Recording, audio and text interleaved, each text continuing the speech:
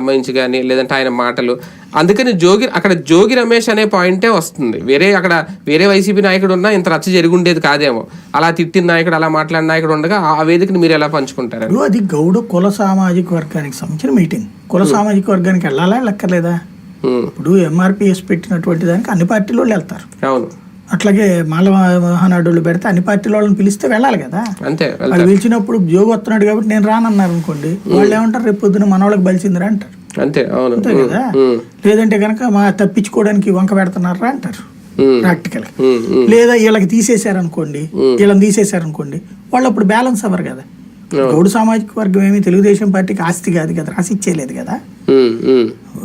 అట్లాగే యాదవ్ సామాజిక వర్గం అంటే ఓ సామాజిక వర్గం మొత్తం ఒక పార్టీకి ఏమి ఉండదు కదా. దాంట్లో 2 పార్టీల వాళ్ళు ఉంటారు. రెండేంటి, అన్ని పార్టీల వాళ్ళు ఉంటారు. కమ్యూనిస్టు ఉండొచ్చు, ఇది ఉండొచ్చు, అందరూ ఉండొచ్చు.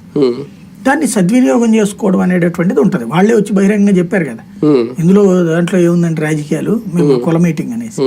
అదేమన్నా తెలుగుదేశం మీటింగ్ అయితే ఈయన వెళ్తే తప్పు. తెలుగుదేశం చేసిన విగ్రహావిష్కరణ అయితే, అది గౌడ సంఘాలు చేసిన విగ్రహావిష్కరణ అనవసరపు రచ్చ రాజకీయం.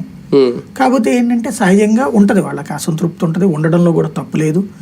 కాకపోతే అక్కడ జోగి రమేష్ ఎక్కడ హుందాతనాన్ని కోల్పోలేదు, లేదు దుర్వినియోగం చేయలేదు. అక్కడ ఏ వేదిక మీద చంద్రబాబును లోకేష్ విమర్శిస్తే అది వేరు. అవును.